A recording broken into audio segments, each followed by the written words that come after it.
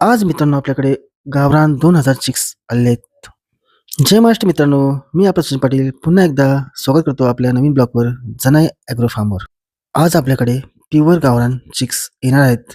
त्याची पूर्ण तयारी आम्ही करत आहोत. त्यासाठी तूस पसरून घेतलेला आहे मित्रांनो आम्ही आणि त्यासाठी आम्ही तिथे पेपर टाकलेले आहेत.